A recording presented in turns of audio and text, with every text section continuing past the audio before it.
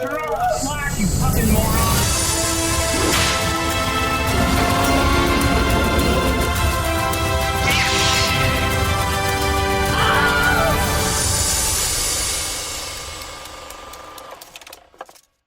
Ladies, gentlemen, boys, and goyles, welcome back to Screen Share, a movie podcast about waking up in your own pink world and just waving to your own homegirls, or whatever the line is. It does say homegirls, I just don't know what the lead up to that is. I'm Adam Cook. I did not memorize the Lizzo song. My name's me neither, clearly. Welcome back to the podcast. This episode we're continuing our movies from last year. Last episode we reviewed Bottoms. We talked about that film, which was Calder's pick. Yeah. And we liked that one. And now we're talking here about Barbie, I was about to say the 2023 film, but obviously because of their films from last year. I picked this movie because I liked it, is the main thing. But wow, wild. I think it was also just because like I used to love going to the theater and seeing a movie and like having the theater experience. Mm-hmm. And then obviously like the pandemic happened and like didn't get to experience that much. But even post-pandemic, I feel like I haven't really gotten that kind of like, wow, this is an amazing theater experience. Mm-hmm. I guess I kind of had that with Avatar: The Way of Water a little bit, but like that was more because the movie was like it was a cool theater experience because it was cool to watch in a theater. But Barbie was the first movie post-pandemic for me where like the theater experience of like being in a room full of people all watching it and reacting at the same time was like what I like about going to a theater. Yeah. So I think that's the main reason I picked it, is just because it blew my expectations out of the water, I think, when we saw it. Yeah. Okay. Because you and I saw it together in theaters, saw Barbie and Oppenheimer in the same day. We saw Oppenheimer first and we watched and we were like, that was long, but it was good.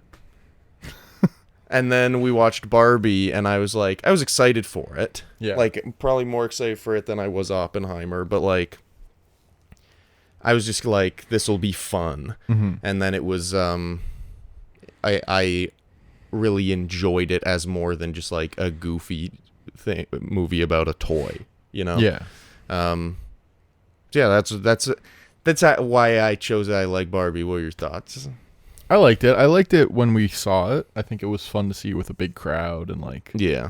And that whole day was kind of cool because usually when you go to see movies, like even I think when we went to see Spider-Verse, yeah, it wasn't like a packed theater, but I think we saw it opening weekend. Yeah. Where it's like even if you go opening weekend, it's not usually a packed theater. Yeah. But for those two it was. Yeah, both showings. So there's just like a different feeling of like, oh, there's a bunch of people. You hear different people in different areas like murmur or like react to different things. It felt like not that like everyone was talking to people they didn't know or anything in the hallway or something, but it did kind of feel like everyone who was there together or something. Because like a lot of people were wearing pink. Some people were wearing like Oppenheimer blazers or like little hats. But like I don't know, the whole Barbenheimer craze I think was the most I felt like it was an event that I was going to in a very long time. I actually probably the most it's felt like that, aside from just people being like, yeah, we're going to the premiere of a movie. Well, probably aside from like Endgame. Yeah, I guess so. Yeah, like that was the last time I felt like everyone was passionate about the thing they were going to see. Yeah. That's fair. So maybe we'll see if they keep doing stuff like making good event movies, because most of the event movies now are kind of not very good. Yeah. But I think that I think it's inevitable. I feel like studios are going to try and replicate the whole Barbenheimer thing. It's not going to happen because it happened kind of accidentally, and like it just happened because they were coming out on the same weekend. Yeah. And like people were like, oh, which one's are people gonna see? And then everyone went, what if we just saw both of them? Yeah. And it kind of just became a thing. Like, it's similar with, like, the Morbius thing, where it became a thing to go see Morbius a bunch of times, even though the movie was ass. Yeah, but no one actually saw Morbius. I know, but, like, more people saw it than if there wasn't a weird thing about, like, people going and seeing Morbius. Or I guess Minions. Yeah, I think The Gentle Minions is a better example. Yeah. Because, like, Morbius did not do yeah. well. I think Minions was what I was trying to think of, and then I was like, Morbius kind of did it. No. They made a meme of Morbius, but it didn't work. Yeah. Like, Morbius and Black Adam have the same thing, where it's like, there were jokes about them. Yeah. But no one actually cared about them. But I just remember Morbius people being like going and seeing it multiple times and like memorizing parts that were coming up because it was so bad. Anyway. Yeah. But it's like Morbin time. It's Morbin time. But like my point is that like with all of those, they kind of just happened. Mm-hmm. But I feel like we're probably gonna see especially after the Barbenheimer craze, see studios like try to like manufacture that kind of thing again, and I just don't think it's gonna happen. Yeah, it's especially next year too. There's like not a lot of good movies coming out. Like there's a couple weekends where like literally no new movie is going into theaters. Yeah, just because of the strike, and like things were pushed to this year, which makes it a better year. But if like Dune and things like that weren't pushed, yeah, it probably would just be like an all-time bad year for movies. Yeah, because there was 6 months of people just not working, basically. Yeah. Yeah, but you could just do the AI.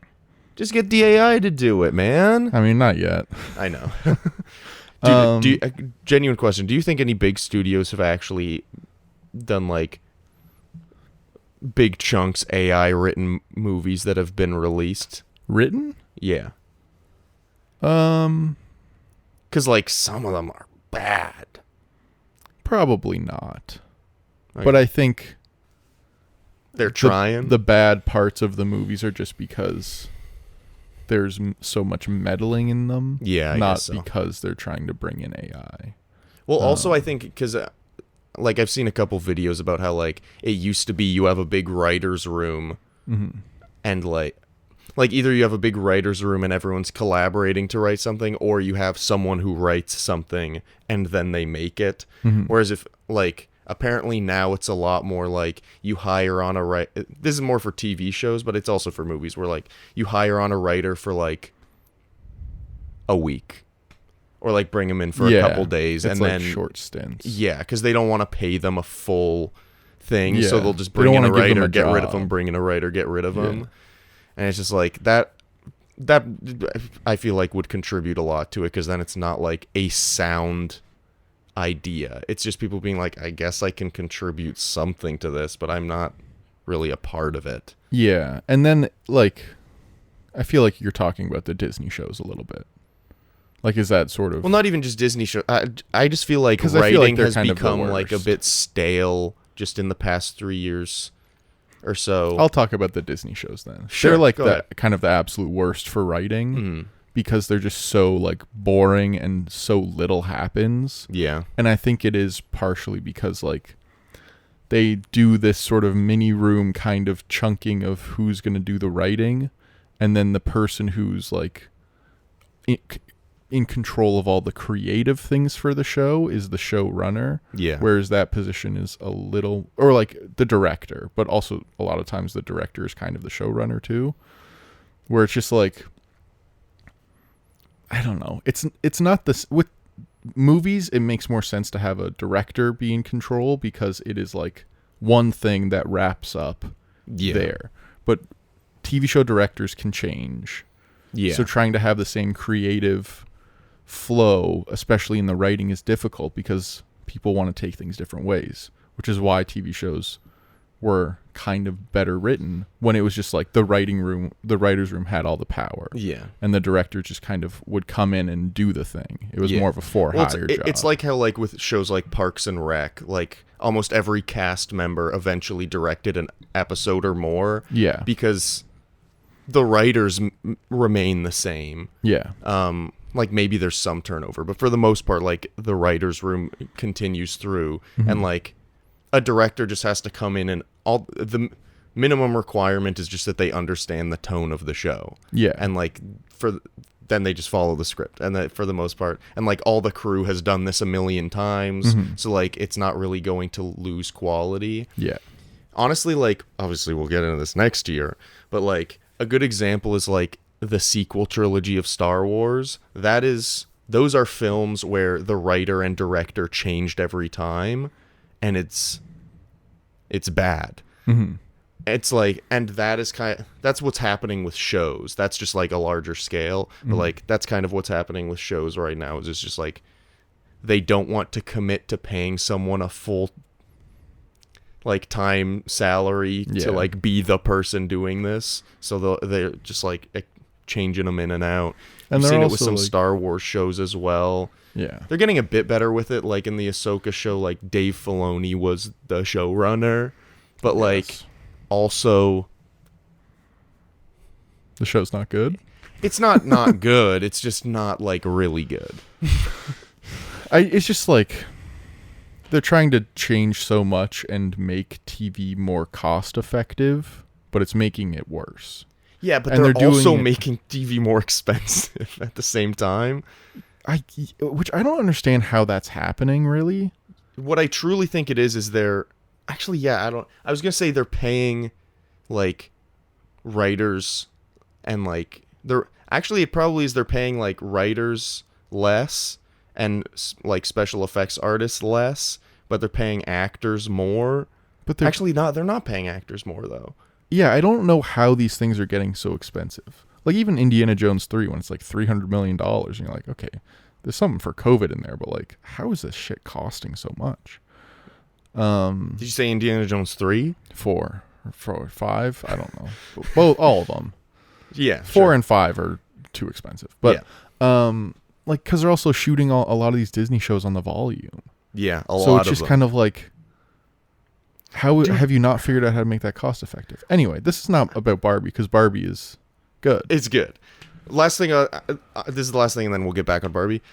Man, when they revealed the volume and like what it was and what it could do, I was like, wow, this is like innovative technology, and I'm excited for what it can do.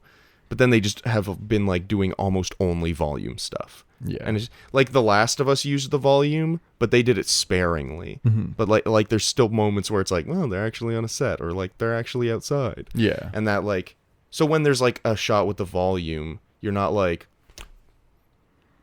this There looks it is. like shit. You're just like, Yeah. oh, this makes sense, because they only use it when it makes sense. But then there's shows like the Star Wars shows, a lot of the Marvel shows, where it's like the whole thing looks like it took place in like a 12 square foot room. Yeah. And it's like, you're supposed to be outside. I don't know, It man. looks bad. Yeah, it's just Anyway. like rough. Just rough. But Barbie doesn't do that. Barbie doesn't do that. In fact, the sets are incredible. Yeah. like that was one of my first notes that I wrote down watching it again, was just that like the sets, the props, the costuming, like it truly feels like because there's been, I wrote this in my research, there's been like multiple attempts to make a live action Barbie movie, but like the original idea was like in the 80s, and it was more traditional, like the movie was gonna be like Barbie comes to life and helps a girl discover that she can be whatever she wants to be. And that was going to be the movie. And then there was like one with Amy Schumer where she was going to play Barbie, and she also wrote it, and then that kind of fell through. Anne Hathaway was going to be Barbie at one point. And then we got to the Greta Gerwig and Margot Robbie, Noah Baumbach, Ryan Gosling, whatever, which is what we got, and it's great. But like when I think, like before seeing the movie, if I thought live action Barbie, I'd be like, I don't really know what that looks like, really. But then watching the movie, especially like the opening bit, It's like, oh, that is exactly what it is. It's literally like, it looks like you are in a Barbie toy world. Yeah. But the Barbies just have flesh. Like, that's literally what it looks like. And like the dream houses and like the beach and like all these things just look so good. And I didn't realize this watching the first time, but like I assumed a lot of it was CG. And almost none of it is. Yeah. Like, even the transition bits when they're going from Barbie Land to real world or vice versa, like, I'm pretty sure none of that is CG. I'm sure there's, like, some touch-ups or whatever. But, like, I saw some behind the scenes, like, 2 days ago where it was, like, no, like, the waves going by, a seagull, like, coming by, that's all just, like Happening. props and, like, puppets and, like, people, like, ducking behind the set and moving the waves. And it's like, man... It just like makes old me school, love it more. Old school movie making, you know, Yeah. where they really did the thing. Yeah, it really feels like an old school movie making film, but with a big budget. Yeah. And it works, which I feel like usually that kind of a thing, like, there's a lot of room for error. Yeah. But they kind of nailed it. Yeah. I was pretty surprised. I think... I don't know. I was always excited for the movie because like, as soon as you see the cast and like there's like 100 people in it, which is ridiculous. Like, I was excited from then because also I like Greta Gerwig. She did Lady Bird and Little Women. I was gonna say Lady Women. Lady Woman and Little Bird. And before that, she like was an actor. Her most famous role, I think, is in Frances Ha, working with Noah Baumbach. But she's like become one of the great directors along with Jordan Peele, like great young directors with like Jordan Peele, Damien Chazelle, why am I forgetting? Emma Seligman. I guess she's a bit of a different generation. Who did Moonlight? Barry Jenkins. And like those four are kind of their own new thing of big people who are getting big budgets to do original stuff. And are being trusted to do so. Yeah. Because that was a big thing with this movie, was that they went to Greta Gerwig, or really Margot Robbie Margot Robbie apparently pitched the movie to Warner Brothers. Yeah, she's produced it. She's like kind of shepherded the whole thing along. Yeah. And also, she thought of Gal Gadot for the role first instead of her, which is kind of ridiculous. No offense to anybody, Margot but Robbie's thank goodness. just a better actress. Yeah. But yeah, she went to Warner Brothers and pitched it, and she went to Greta Gerwig and asked if she could do it. Like they faced some bumps along the road as far as like convincing Mattel to let them do stuff. Yeah. Like, the initial script, I mean, even the final script contains a lot of like criticism of Mattel as a company, and like Barbie and its negative influence on women, and like they make comments about like Barbie's being plastic and going into landfills, and like all like they have a lot of criticism of Mattel and Barbie, and apparently there was a lot of pushback from like Mattel executives, but the CEO was like, I trust Greta Gerwig and Noah Baumbach in this. Like, and he was also probably like, oh, it could make $1 billion and then we'll get some money. Yeah. Well, like because apparently they did not think it was going to make $1 billion, but they thought it was going to, like, they thought it was going to be good. Otherwise they wouldn't have had $145 million budget. Yeah. But like, they like, what was I just about to say? Oh yeah, they pushed back on it, but the CEO was basically like, I trust that that the movie's not just going to be shitting on us the whole time. It's going to have like a reason to do so and like purpose, and you're going to tie it around to be something. But there was also pushback on something else. Oh, there was pushback on, apparently they wanted to take out the like bus bench scene with the old woman. Yeah. Just because they were like, that's a scene that doesn't it's like kind of circular, like it doesn't really cause anything or lead to anything. It's kind of just a scene on its own. So they were like, you could remove that and it wouldn't change the story. But apparently Greta Gerwig really pulled for that because Yeah. Well, Barbie needs something to do in the movie. She needs some sort of like moment. yeah. Other than that, she like doesn't really do very much. Yeah, she kind of just like well,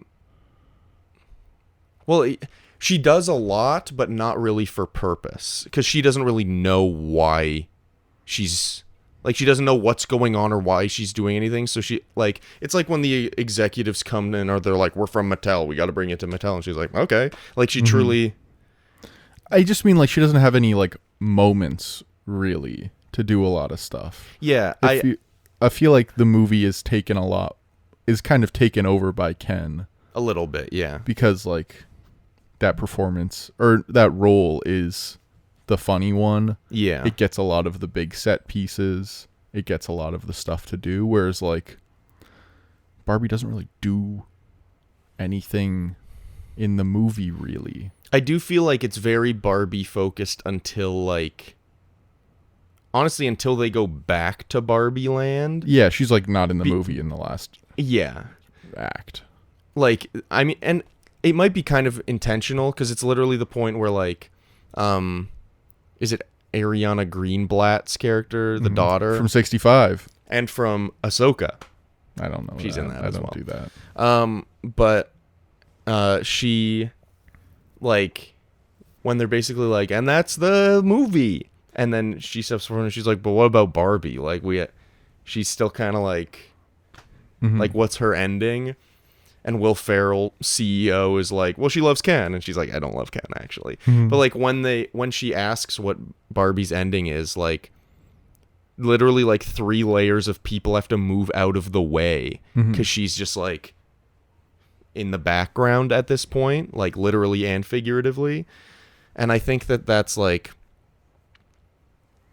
because especially at the beginning, she is the focus, not just of the movie, but of everyone else in Barbie Land. Everyone is saying hi to her, the Barbies and the Kens. Everybody is like flocking to her. She's the focus. But then like as soon as she kind of starts to, I guess, like become more conscious and aware of like, I guess, the real world and like what the real world is and its negatives, but also like knowing about the real world and seeing the negatives of Barbie Land as well, and like how limiting it is to her now that she knows so much. Like it I don't know what the ending of this thought is. Okay. But it's like she fades into the background because like she doesn't know what her place is, so why would she be in like the forefront anymore, I guess. I guess it just feels like I do think Ken kind of takes it over just because I'm guessing everyone was like, man, Ryan Gosling as Ken is a hit. We got to have more of him. Yeah, I think it's written this way as well, but I just like feel like in the real world, not much really happens for Barbie aside from her being like, maybe I should like do something, which is okay, but it's like the whole middle part of the section of the movie. You just kind of like, kind of dips and then it goes back up at the end. Yeah. Where you just kind of got this like it's by no means like bad or anything. I'm not trying to say it's bad.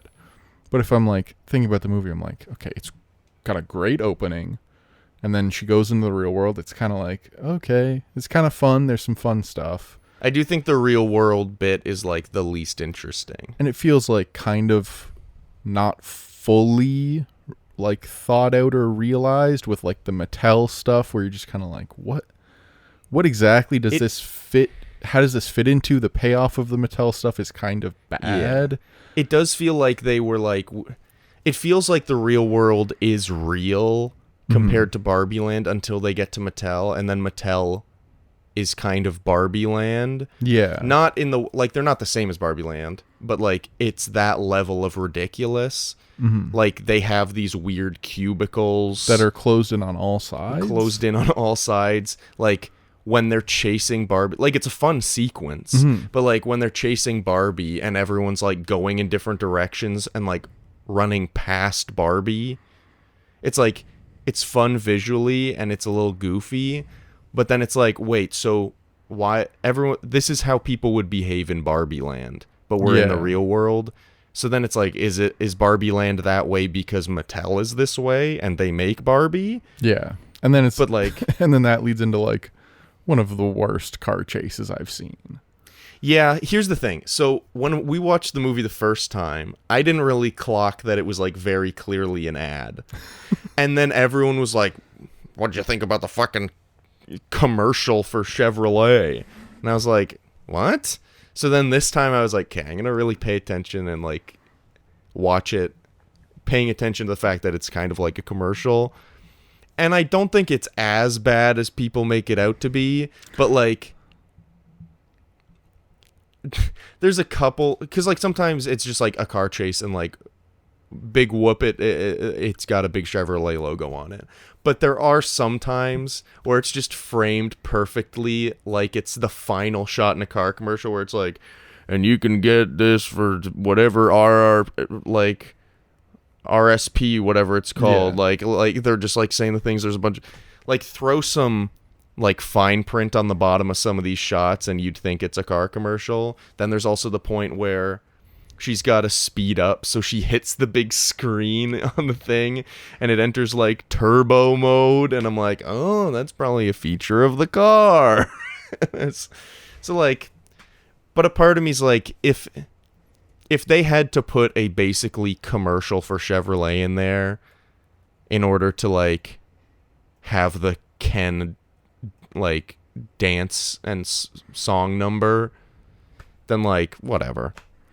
Yeah, but it's like, it's pretty egregious in my opinion.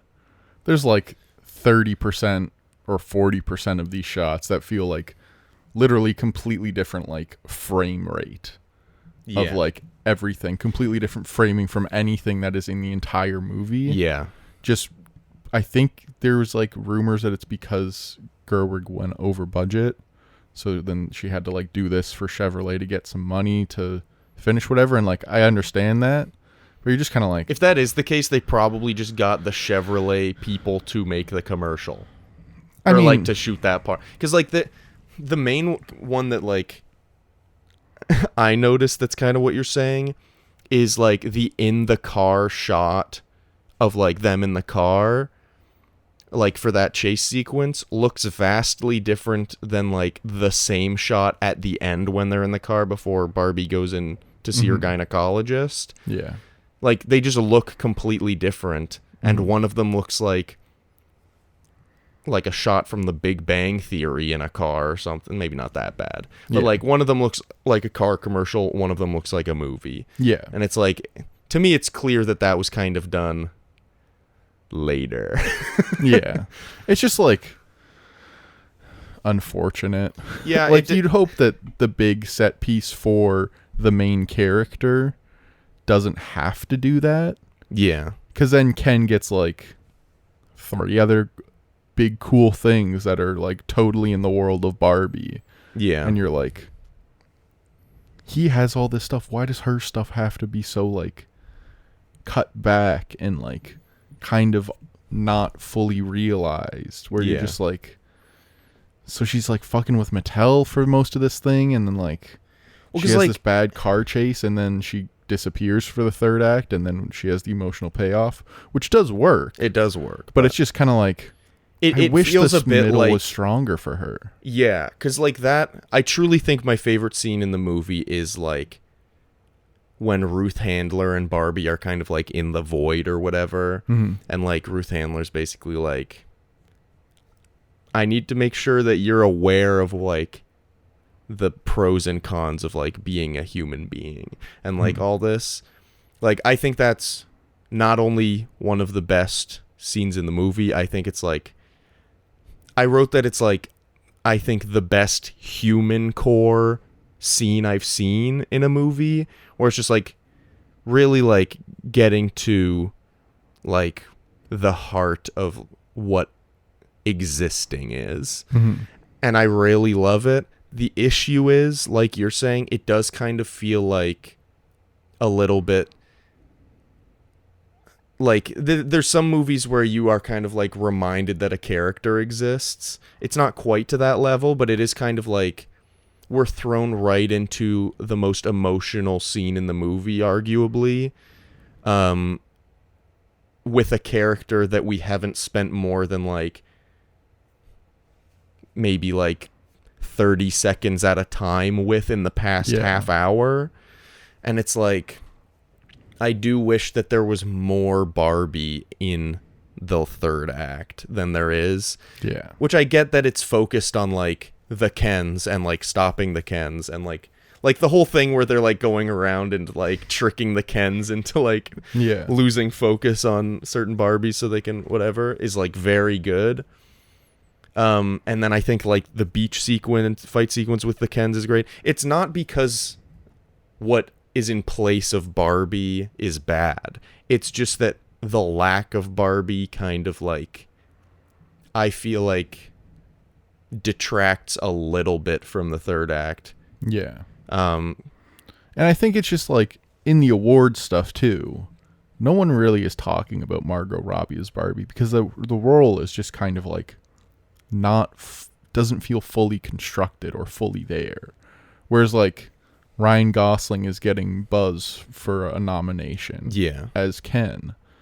Because like I understand that that's kind of the point of the movie, but it becomes his movie. Yeah. And I just like, I think the fix is just to make or come up with a better idea for the Mattel stuff. Mm-hmm. Because it's just kind of like spent time doing something that's not great. And like, I don't really understand why the Mattel stuff is fully necessary, because it like doesn't really contribute to the conclusion of the movie in any way. I'm pretty sure it was like intended to be like to highlight how like consumerism kind of like muddies creativity and like art in some way, but that's kind of ironic because the Mattel scenes kind of muddy the like the creativity. It's the worst stuff in the movie, I think. Yeah. And that's the other thing. Like I don't think Will Ferrell does a bad job. There's a couple chuckle-worthy moments from the Mattel stuff. Yeah. But it does feel like it's from a different movie a little bit. And it feels like when Barbie gets to the real world, her mindset is, I've just got to find who is playing with me so I can bring them to Barbie Land and fix everything and I can go back to living my regular life. And then her time in the real world is her like realizing things about the real world and realizing things about herself that like basically make her have kind of an existential crisis. She like cries a lot and it's like a bit of a crazy time for her. But then when she's going back to Barbie Land, she's like under the impression that everything is fine and she's just everything is still gonna go back to normal. So it's like, even though it feels like she has an arc during her time in the real world, her entering the real world and leaving the real world are kind of the same, which feels a little bit weird. Maybe that's just because she's in denial about the real world and then gets to Kendom, land of freedom and men or something like that, I think is what he says. But like, I think maybe that like seeing that and the reality of that then like shatters that denial and then she just gives up basically. But like, it does feel like, I would have very much rather had her go on some sort of journey where she actually does like find America Ferrera and like doesn't find her at Mattel but finds her at like her home. Yeah. And like they have like a nice conversation or something, or like, I don't know. I feel like there's just more you could do to make it a more personal and engaging thing than like having this weird thing with putting her back in the box. And like I feel like Mattel chasing them is a decent thing to have, so there's some sort of narrative drive. Sure. But like, it just kind of I wish they were chasing Barbie and America Ferrera. Yeah. And Sasha, the daughter. Yeah. I feel like it would be more interesting if Mattel was just the bad guys rather than being like the kind of bad guys, but really they're kind of just the confused guys. Yeah. Like, it's kind of like... And maybe that's a Mattel note. Maybe. But, like, I also just, like, almost any time... I guess the first thing when Barbie goes to the lunch table, there's, like, that and then the America Ferrera one where I'm like, I understand this, but it's just, like, so overwrought where you're just kind of like, I wish they weren't trying to cram all of the themes and everything into both of these speeches. Because it feels like they're just like, okay, and this is what the movie's about for like 3 minutes. So here's exactly what the movie's about. And then they do it at the end again, and you're just like, I do okay, think two big criticisms of the movie that I've seen from people is like, as far as like the messaging goes, is like, one, the messaging is like not heavy-handed, but it's like very obvious. Yeah. Or it's like they are telling you what the message is. And then the other criticism is that like they don't really go far enough with the messaging, and it's kind of like things you've heard before, just like said more plainly than you've probably seen it in any media. Yeah.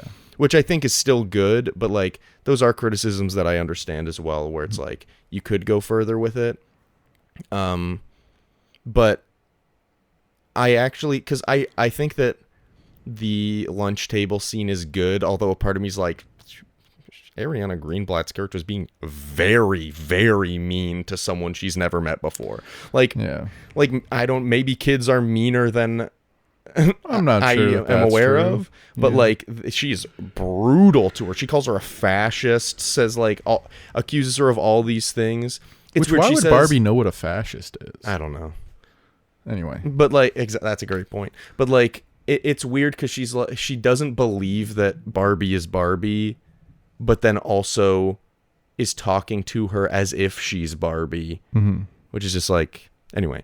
So like that scene, I don't think it's bad, but it's like, I feel like it kind of misses a little bit.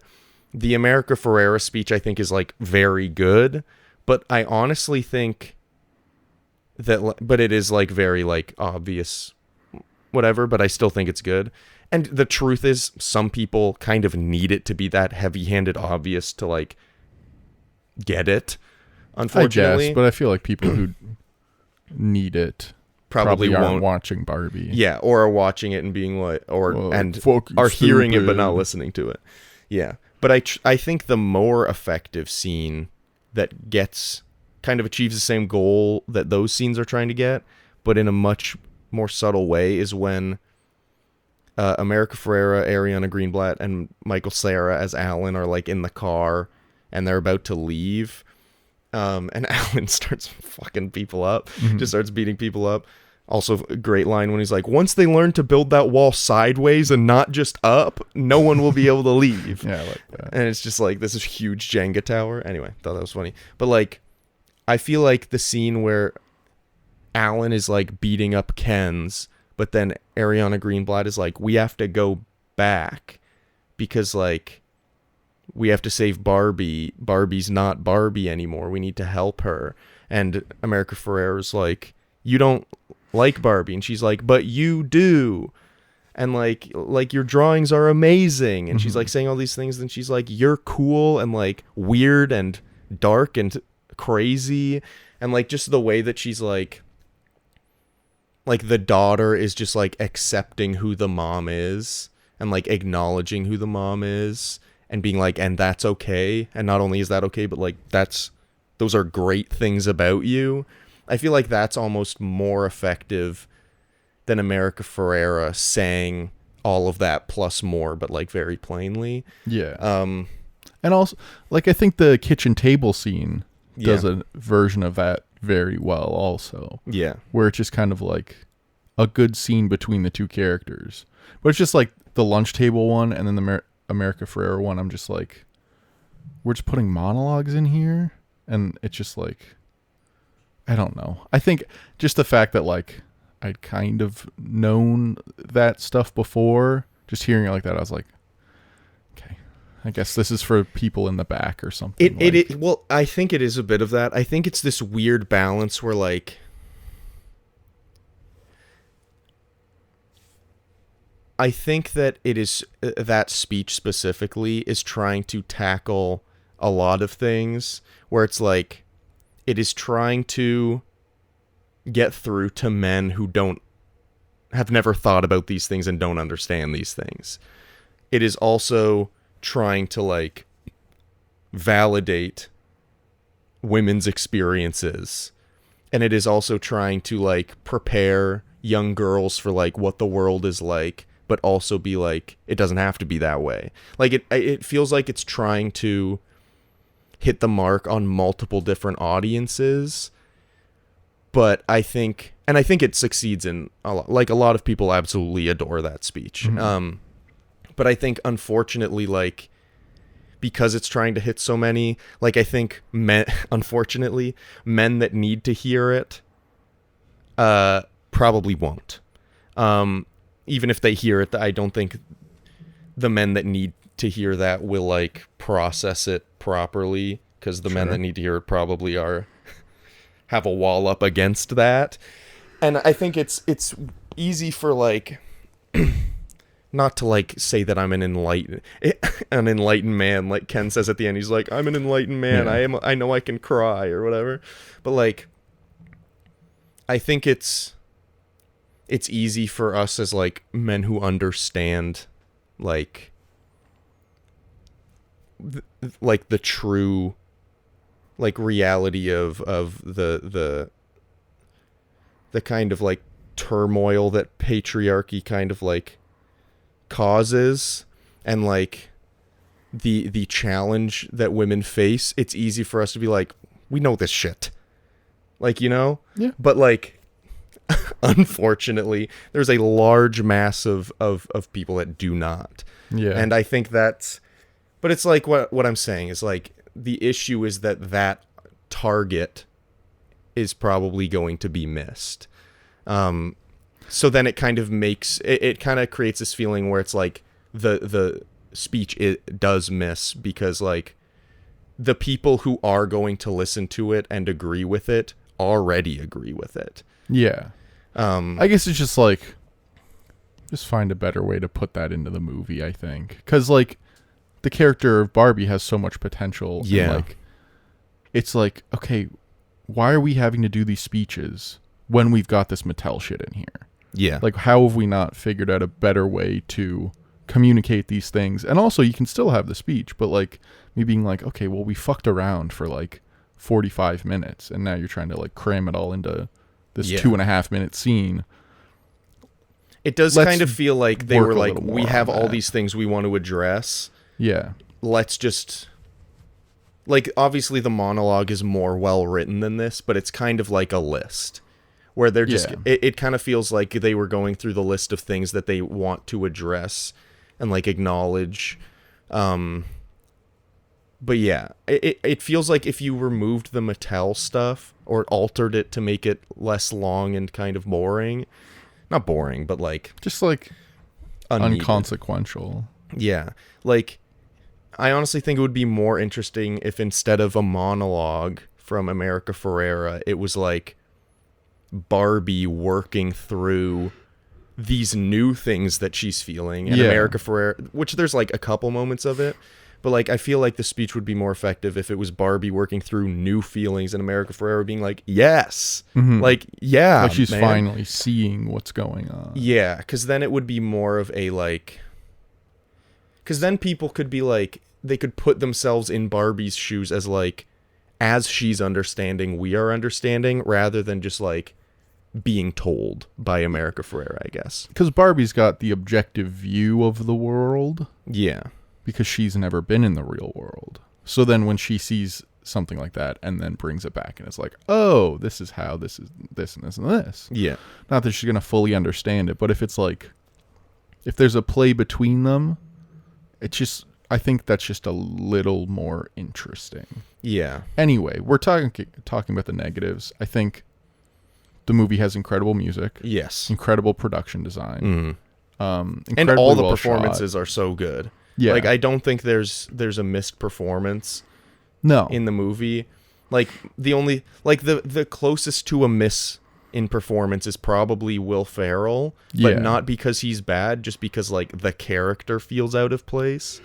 But, like, every single Barbie, every single Ken absolutely knocks it out of the park. Like, Simu Liu is, like, kind of a perfect rival. anti-Ken to Ken. Yeah. Well, not anti-Ken. He's very much also still the same. But, like, I don't know. I think it's weird. Every aspect of the movie feels very strong, and I think maybe its strongest aspect is its message, but also I think the area that it, like, struggles with the most is in some of the ways that it decides to deliver that message, I guess. Yeah. I think I'd agree. Yeah. But anyway, now to the positives. What's I don't really know where here, let me look at my I think notes. the movie's very funny. Yes, I think it's a very really funny. enjoyable movie to watch. It's pretty, like, it feels pretty quick. It's well paced. Yeah. Like, it's a very well made movie. Mhm. I'm just like the story decisions, but like Yeah. everything about the movie is very well done. Yeah. And like the absolute 10 out of 10 highs of the beginning and the end kind of make up for everything else with like Yeah. the dance sequences and the music and the entire world that's created and the visual effects, even like how those are so well done and like put Yeah. in there with like the sparkles and things like that. And like the movie is very, very good. So what was like a standout for you? I mean, I think the entire introduction sequence is like because I say introduction sequence, I'm thinking of like Barbie waking up in her dream house and like making her toast perfectly and like sipping out of a fake cup with nothing in it and like floating down into her car and like waving at everyone going to the beach. But like even before that, they have the Like 2001 A 2001, Space yeah. Odyssey like intro, which I think is very funny. And then like also transitions from that into kind of like not like a history of Barbie, but a brief synopsis of like what Barbie is, like literally, and then also what Barbie is like as like an image or like as an idea. And I think the whole thing with like the white background and a bunch of Barbies like all with their things and being like, I'm Barbie, like all these things. I think that whole intro is like really well done. Helen Mirren being the narrator is very, I feel like it's kind of perfect. So like, yeah, the intro sequence and just being blown away by how it looks. And the music working with, like, not just being like a great like accessory to the visuals in the movie, but like being intertwined with and working with the dialogue and what's happening on screen, I think really elevates it. Like I said, I think any scene with Alan in it is just I love Alan so much. He's probably my favorite character in the film. And then I think that the bus bench scene is very sweet. Even before she looks over at the older woman, who's a Oscar-winning costume designer, named with the name of Anne Roth. Sorry, just wanted to throw that out there. Okay. She didn't do the costume designing for this movie, but she was included. This is her first credited acting role. But obviously, like, the little bit where, like, Barbie is crying and then looks over at that woman and says, "You're beautiful." And she's like, "I know it."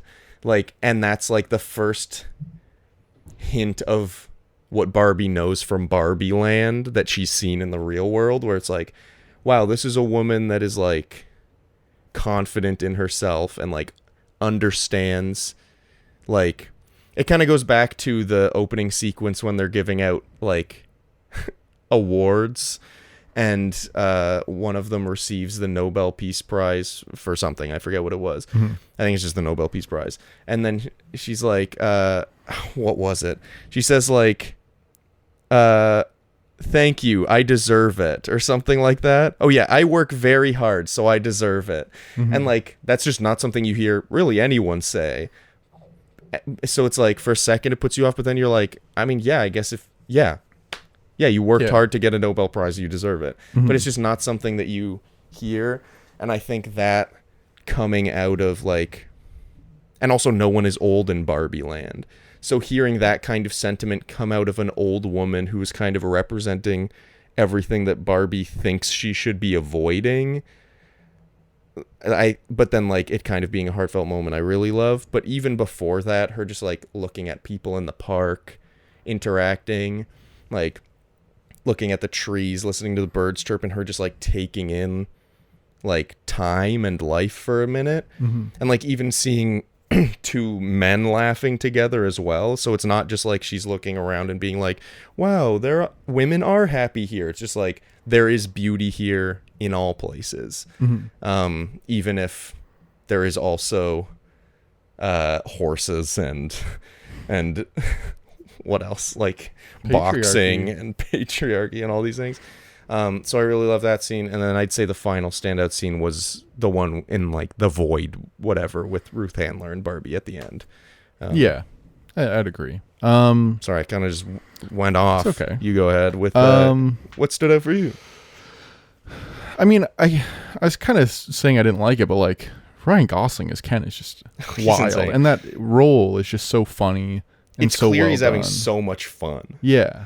And it's just like, he is incredible in the movie. And it's like a great way to like, it's a great character to craft where he's just like kind of pestering, kind of childish, but like also, I don't know. It's like a very interesting representation of a dude. He's like very clearly like a nervous, like not very confident guy who's trying so hard to appear confident. Yeah.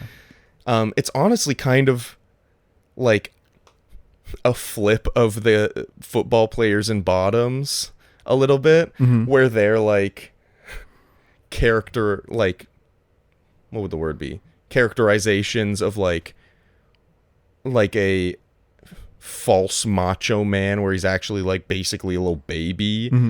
And it's kind of like that here, but it's less about like trying to appear, well, I guess it's also trying to appear like strong and mighty, but it's also a confidence thing. I don't know. It's actually kind of a interesting parallel between the movies, but anyway. Yeah. I think they kill everything with like all the references to Barbie stuff. Yeah. I think it's funny that there's the weird Barbie and her house is like all like fucked up. Yeah. And like the way that this movie is able to like reference pop culture that everyone kind of knows, like with the with the Birkenstock, or I forget what the other shoe was, but like where she's given the choice to go to the real world or stay in Barbie land, and Kamen Kitten's like, you don't get a choice. You can't stay here. Yeah. But like just all of these things where like throughout the movie, it's referencing things and consistently funny is great, because this movie could have like really just not worked. Like it would have been so easy for this Barbie stuff to just like fall flat. Yeah. Well, that's I think like one of the main things that like surprised me with it is like it has no right being this good. Yeah. Like it's like, think of like if someone was like, yeah, we're making a Polly Pocket movie or something, They I'd be will like, be. I know, and they are.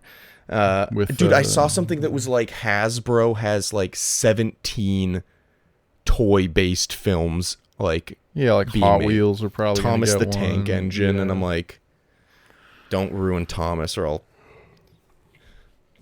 I don't know, do something bad. Yeah, it's just like the idea that is what made this movie so popular is just stupid. Yeah. The idea that it's like, it's about a toy, guys. How do we not think of that? Yeah. Like, that's just fucking dumb. Well, because as soon as I walked out of the movie, I was like, dude, for sure they're going to... I think I literally said, like, great, now they're going to make a Polly Pocket movie and completely miss the mark, as it, like, Hollywood studio execs always do.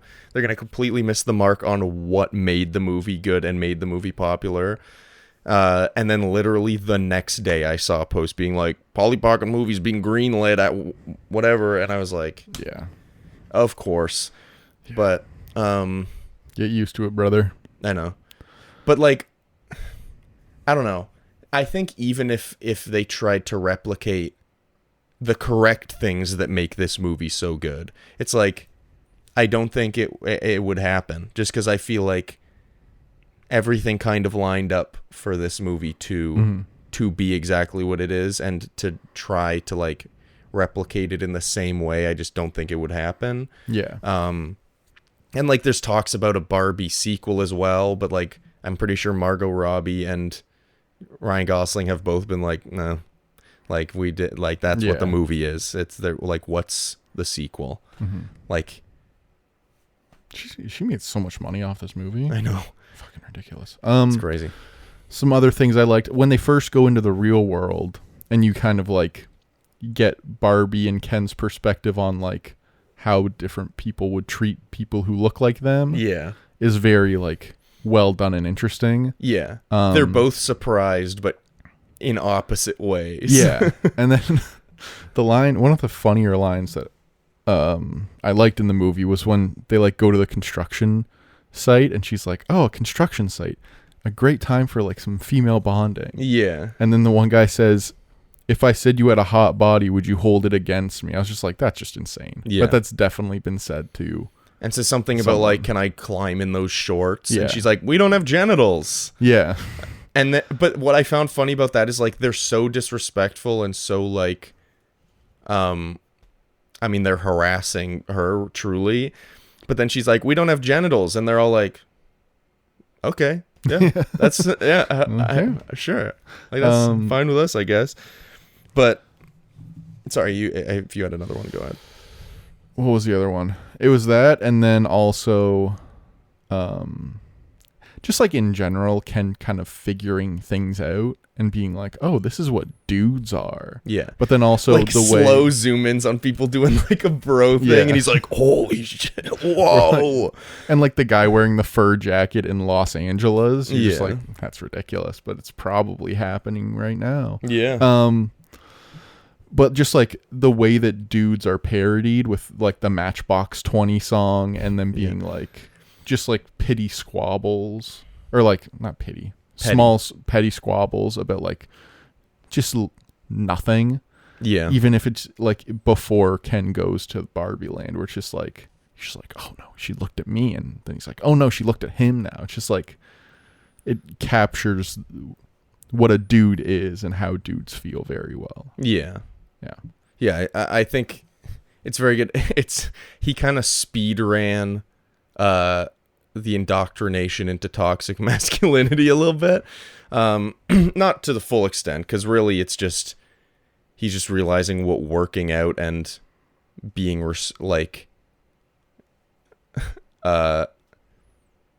being, I don't know what the word is. I was gonna say being sure respected in an unbalanced amount, but I couldn't think of a better word than unbalanced. Doesn't matter. I'm just gonna skip on this point. But I don't know, man. But I don't know. What's the cops are absolutely horrendous when they get arrested multiple times. Yeah. And they're like, oh, she looks even better with clothes on. Yeah. It's because you can imagine more. I'm like, Christ almighty, man. One of the cops is this like stand-up that is on this podcast I like. His name's Adam Ray. Okay. He's very funny, but I didn't recognize him the first time I saw the movie because I started watching the podcast afterward. I was like, oh, that's like, it's cool that guy's in here. He's just like funny guy. Nice. But like, it's one of those things where I'm like, it's like when like there will be a TikTok where someone is doing an impression of like a specific insufferable type of person, and you go in the comments and everyone's like, remember this is a skit. Remember this is a skit. Like this isn't actually.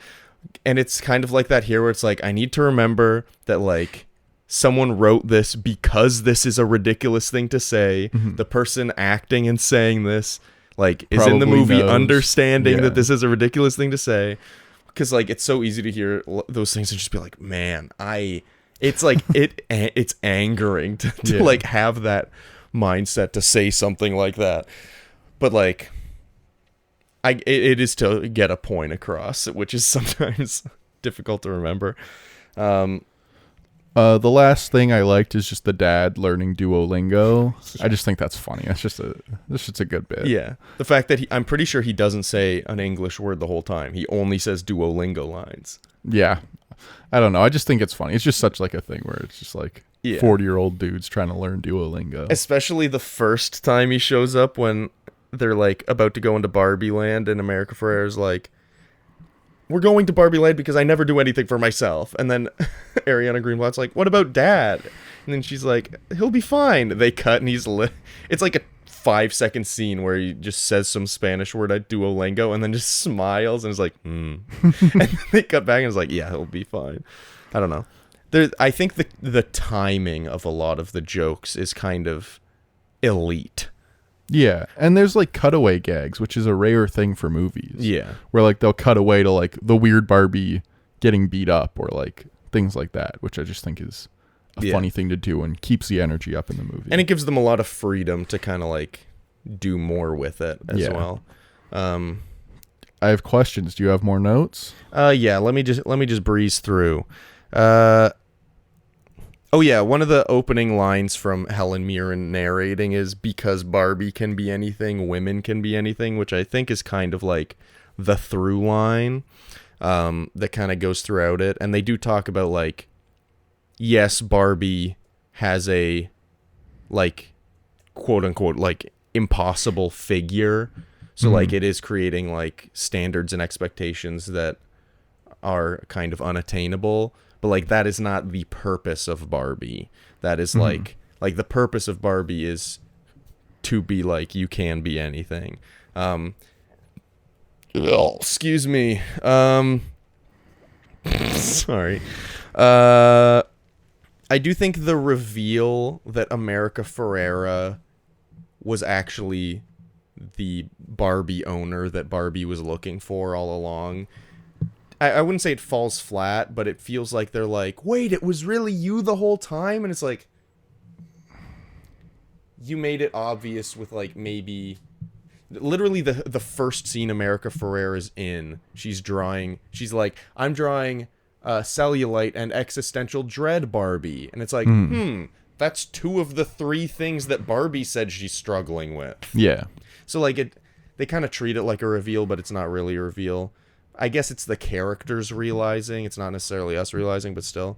One line that I liked from one of the Mattel executives, I forget what prompted this. I think Will Ferrell's just like, if we don't do anything about Barbie and like America Ferrera going to Barbie Land, like unimaginable things will happen. And one of them's like a podcast hosted by 2 wise old trees, or a choir of young single dads. And Will Ferrell's like, worse. And I'm like, what's worse than that? What is worse than that? Oh yeah, and then they do like a quick ad, because like that's another thing I don't get about like the Barbie Land to Real World / Mattel parallel is like Mojo Dojo Casa houses are flying off the shelves like the second that Ken has a Mojo Dojo Casa house. But also what does that mean, right? Yeah. Like does that mean like that the Ken stuff is actually better than the Barbie stuff? Well that's another thing I was wondering is like, okay, maybe it's just like, whoa, it turns out that like if we widen our market, it's profitable. But it's all, my thing is like, wait, so in Barbie Land, Ken made a Mojo Dojo Casa house, and then warehouses full of them just appeared? Just confused a little bit there. I guess it doesn't really matter. But it's just like, there's already like 100, most toys are for boys. Yeah. So like, I don't know. Yeah. It's just a weird thing to be like, and this is the best thing we've ever sold. Well, that's just like part of the like Mattel stuff seems kind of out of place.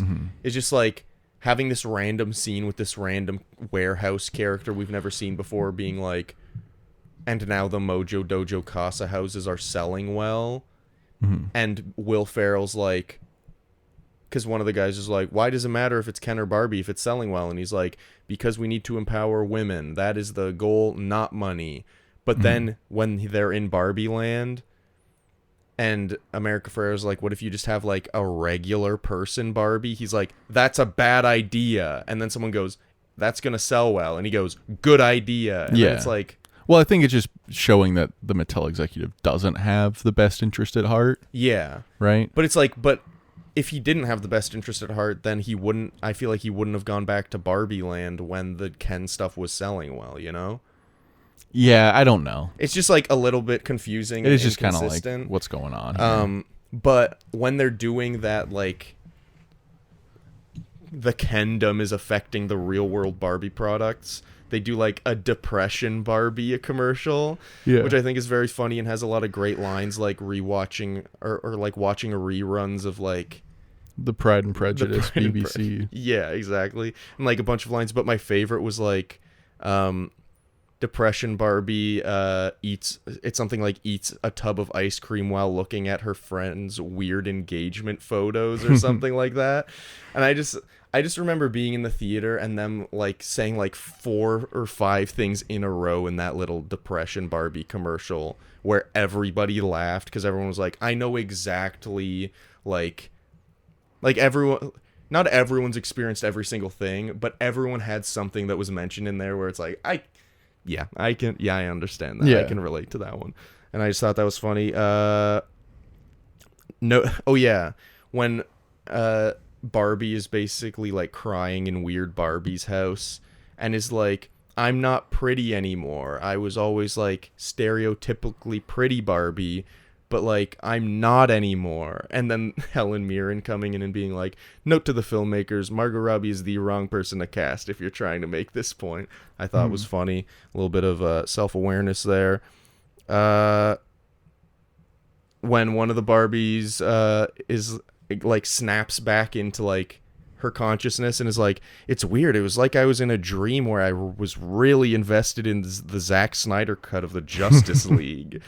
Yeah, which I thought was very funny. That's good. Alan, when they're doing like the little, I guess, heist, trying to like get the Barbies back and like change their minds, and Alan tries to like hop the fence to get back into the truck, but then he's like, I can't do it, so he brings a chair over, but then he's like, I still can't get over, and they're just like, go around, and like no one realizes. Just very funny. I think the scene where America Ferrera is doing Barbie's makeup before she goes and approaches Ken to like convince him to play guitar at her, and she's just like, Barbie's like, I'm not in love with him, but I still don't want to hurt him. And America Ferrera's like, he stole your house, like, and like uprooted your Supreme Court and brainwashed all of your friends. And Barbie's like, oh, okay, that's a good point. And then they both like laugh a little bit. She's like, is this what being a woman's like? Ha ha ha. That's the first scene, I think, where I'm like, Barbie is like that's a very human scene for Barbie, I feel like just the way that she laughs and interacts with America Ferrera. I'm like, that's the first one where I'm like, oh, she's not like she was at the beginning. She's not like smiling the whole time and being like, ha ha, hey everybody. Like, she's very much like a regular person. The Ken fight is amazing, and the various attacks and ways Kens kill each other are very funny. There's one where like I rewound to see what even happened because I was confused. But there's one where like someone goes to punch Ryan Gosling and he blocks it with one hand, and then he makes a fist with the other hand, but then does a wave with his arms and snaps the other one, and I guess guy like kills flips the around. Ken. Yeah. Just like ridiculous stuff. Turning into the dance number is really fun.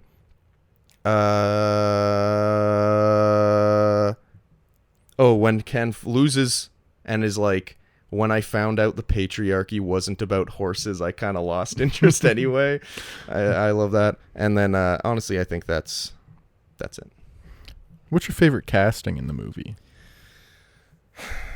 I feel like Ryan Gosling's the easy answer. I feel like the underrated answer might be Margot Robbie as Barbie. Like, it seems like an obvious one, but I think people might not think about it. I think she does a great job. She has a lot of very subtle acting moments that I really like. And I just think she's kind of perfect for the role. But I'm probably going to say Michael Cera as Alan. That's a good one. Yeah. I think mine's probably... I like Kate McKinnon as the weird Barbie. I usually don't love Kate McKinnon in things just because... I think it's just because for a bit, it felt like she was oversaturated in media for a bit. But she is kind of perfect. Yeah, she's great in that. I also like Issa Rae as the President Barbie.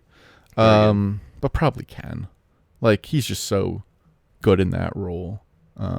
Gosling is. Yeah. What do you think of the Billie song, the Billie Eilish song? Oh, it's I in the context of the movie, it's incredible. Even not in the context of the movie, I think it's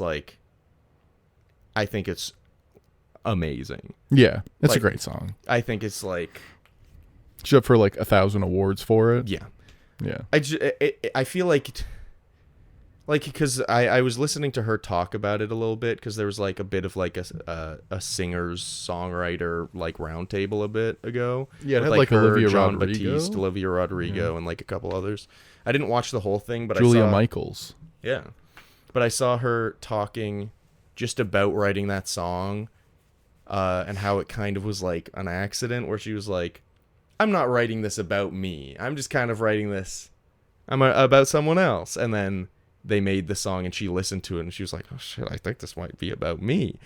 But I think that's because there's something in like the lyrics, but also kind of like the very gentle breathiness and the instrumental that kind of like, I don't know, it kind of forces you to like put yourself into what is being said.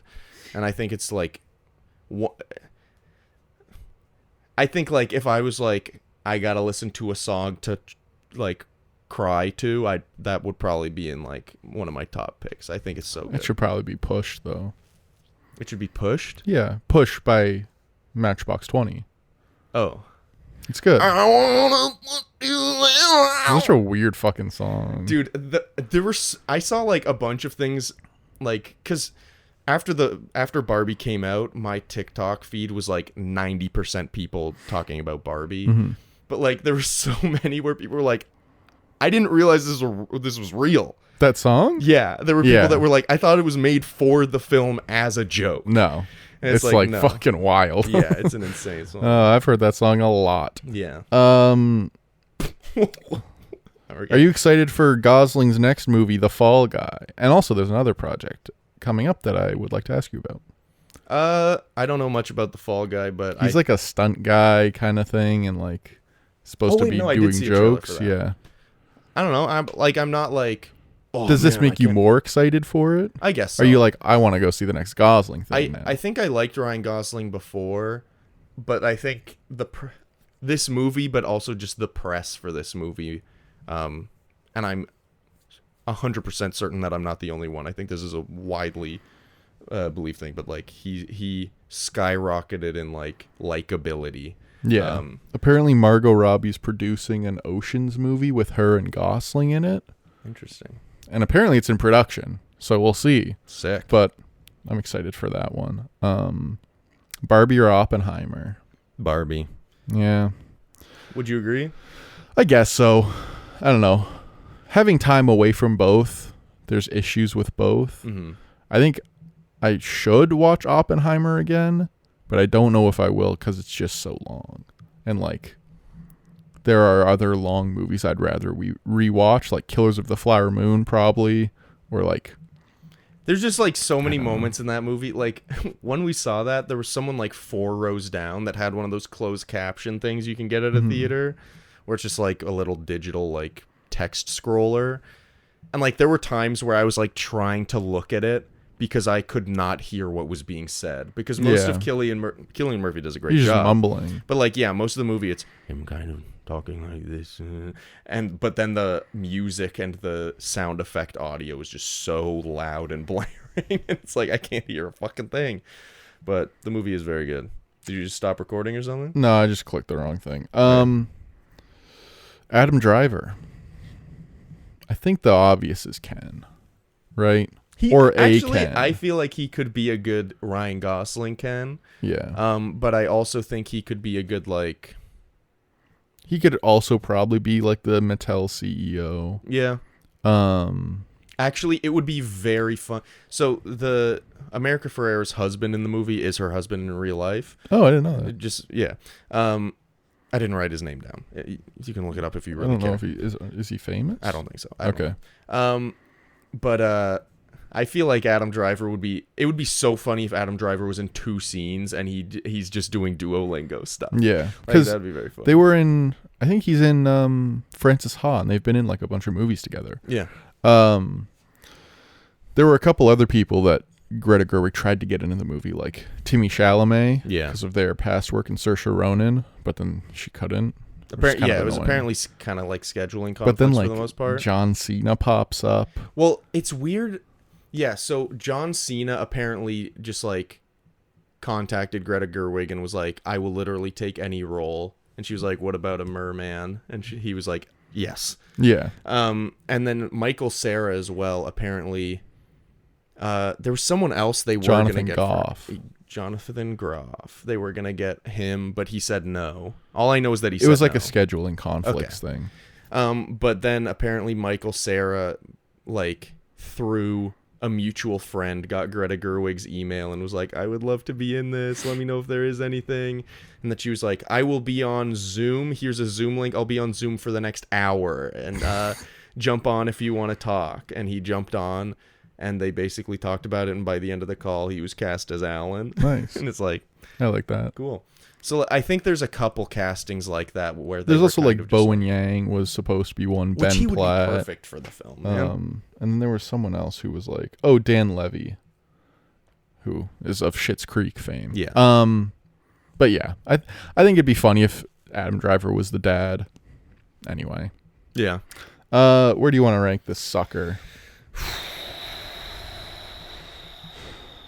I think since I have to go first. Yes. I'm feeling it around the 25 area. Jeez. I think it's fun, but like I look at these the movies on this list and I'm like, oh, I kind of like that one better. I kind of like that one better. I kind of like that one better. Like, it's very fun, but it's not like revolutionary to me, at least. It's just kind of like, this is a good movie. This is a very good example of what these movies can be. Yeah. I don't know if I'd go as far as to say it's revolutionary, but I do think that it is like,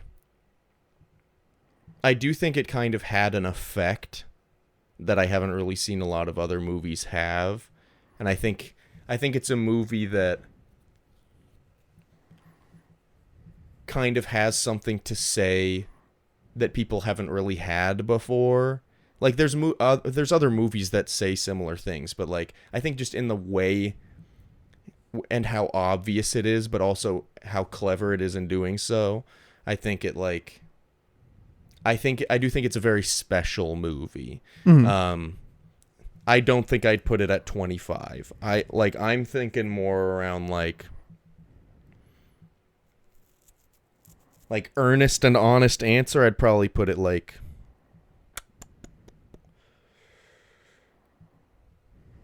This is when he says 25. I'd probably put it at like 14. TBH. Interesting. So that would be below The Thing and above Elf. Could we split the Diffie? Which would be About 20. Well, it would be like 18. Sure. Well, I'm okay like, with that. now let's look around that. Shiva Baby Silence Bottoms. You love Shiva Baby. I like it, yeah. It's in your top. It's in your Mount Rushmore on Letterboxd, brother.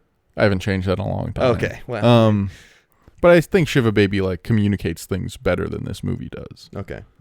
and a lot of similar things. Actually, what do you think of this movie's trying to putting it at communicate.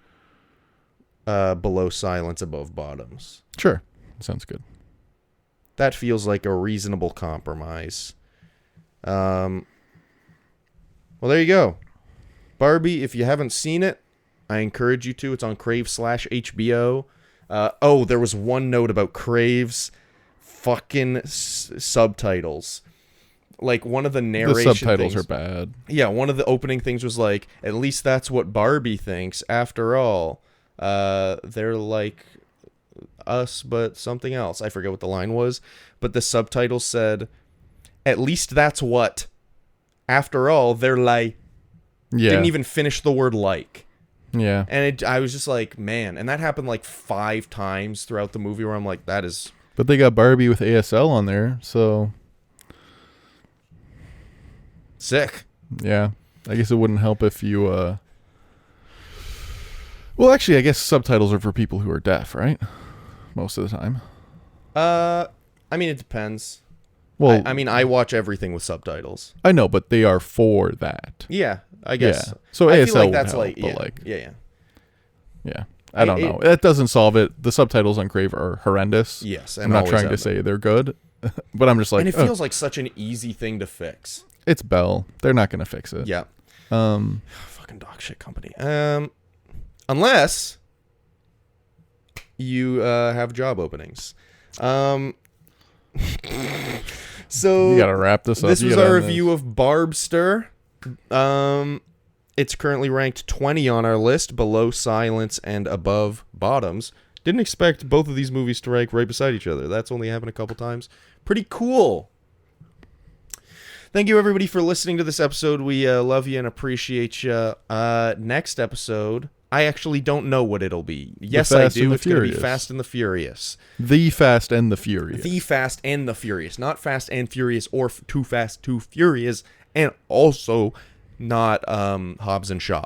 Yeah, but that's a distinction we should make because there is one called Fast and Furious. That's why I was like going over the top about how all of these... the at least Star Wars says episode blank, you know? That's stupid. That's really dumb. Anyway. Oh, literally no creativity I'm in the gonna have title to of talk to Calder off pod about like keeping an open mind. Being like, oh, they put numbers in it. What a revolution. You know what's revolutionary? Changing how you say your title every time. The Fate of the Furious. The number's not even in that one. They don't even have to put it in that one. End it. Starting next... Jeez. Sorry. Starting next week, we're doing our Fast and Furious versus Star Wars. I'm really excited about it. And we'll see you next time. Hope you enjoyed it. Bye.